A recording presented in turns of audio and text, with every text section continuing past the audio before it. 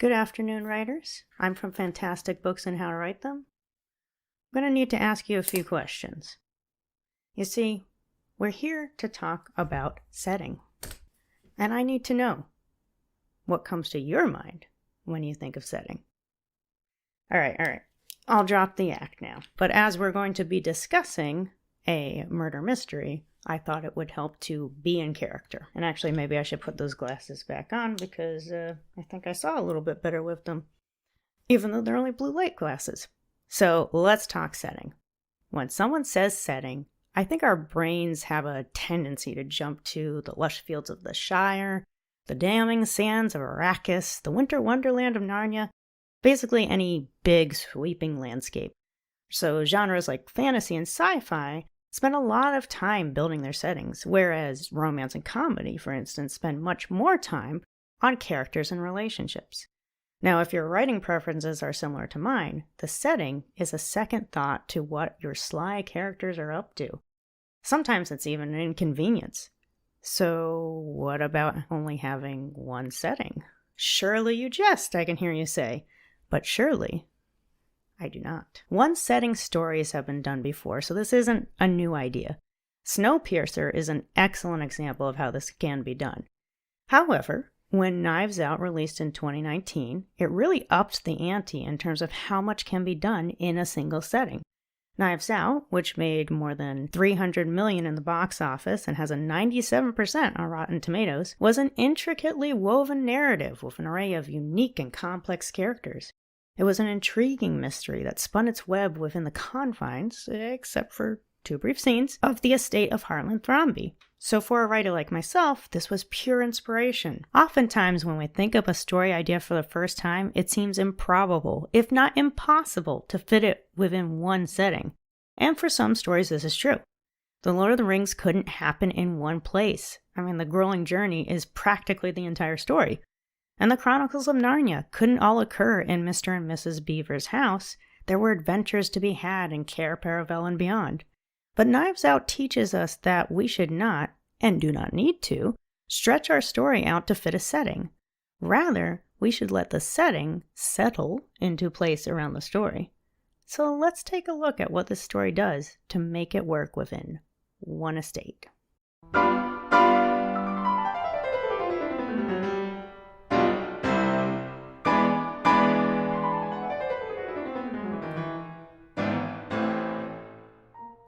Having one setting makes it all the more important to make it distinct. You don't have an entire kingdom with various subcultures to make every neighborhood feel different. You don't have an entire Middle Earth to diversify your geography.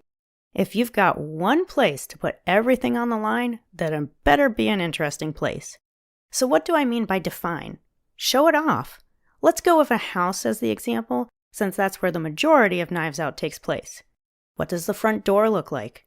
If there's a staircase, what kind is it? Is it steep and treacherous? Is it spiraling and dizzying to climb? What about the windows, the ceiling, and the walls? What kind of decor is there? What about the furniture? Remember that a person often puts themselves into their home, so if your setting is a house, it should reflect the owner or renter. Now let's take that a step further. You've got your house with your spiral staircase and vaulted ceilings. It has tapestries on the walls and antique furniture in nearly every room. What's in that desk drawer? Is it important to the story in any way? And what about the telephone sitting on the end table? Is it modern or something outdated like rotary? When your character is writing a letter, is he using a pen or did he dip a quill in ink? Now, some of this will be determined by the timeline you're working within, of course, but remember that these details should be tweaked to match the character, even if that means making certain things outdated or seemingly futuristic, as long as the story can support it. By giving these kinds of details, you have brought your setting to life. The house is no longer an ambiguous structure of wood and cement. It is now a central part of the story. One could even argue it has become its own character. If you're going to have one setting, that means your characters better be working overtime. You aren't going to spend 10 or more pages waxing poetic about the one place your characters will be seen, or at least I wouldn't recommend it.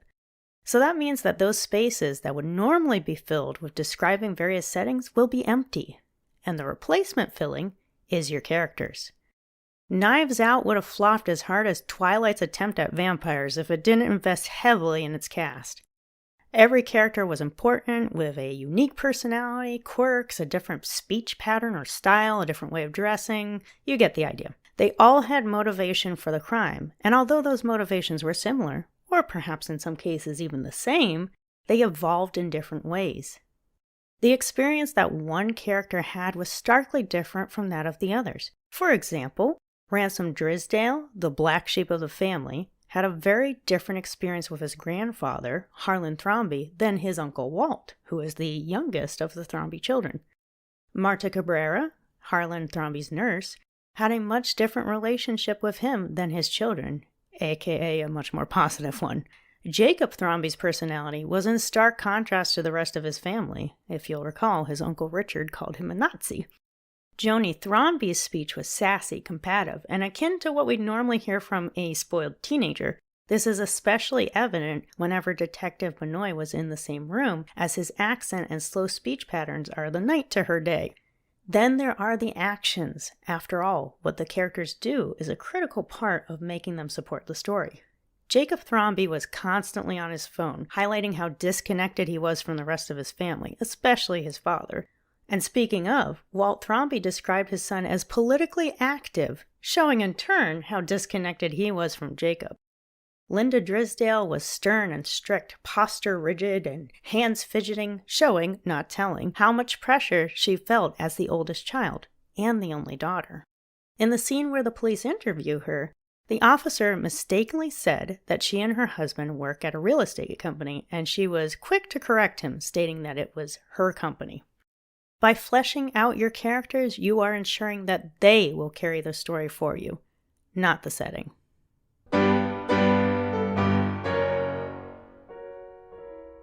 Let's return to the first thing discussed, what we think about when someone says setting. Do you have an image of Rivendell conjured up yet? One of the things we writers need to come to grips with is knowing our limits. Sometimes those limits have to do with our personal experiences, the time we can dedicate to research or the actual writing itself, the things we are truly interested in, etc. Other times, those limits are imposed on us by the story itself. I'm not going to say that rules can't be broken, but some rules shouldn't be. Knives Out was deliberate in its choices. It knew what it wanted to be, and knew that a murder mystery would benefit from the tight claustrophobia of a single setting, not be restricted by it. All it needed was a big house with some dark secrets, and the characters would do the rest of the damage. If you're looking to dabble in horror, thriller, mystery, drama, romance, even comedy, then experiment with a single setting. You may be quite pleased with the results. These genres all have potential for a one-setting story. But honor the demands of the fantasy and sci-fi genres. Let them travel the winding paths and transcend the confines of time and space. You need to work within a genre that facilitates a one-setting story. Like I said in the beginning, don't stretch the story to make it fit the setting. And on the other hand, don't shrink it to fit the setting either. Thank you for watching, and stay tuned for our next episode on Glass Onion. And in the meantime, I'm going to need you to answer a few questions.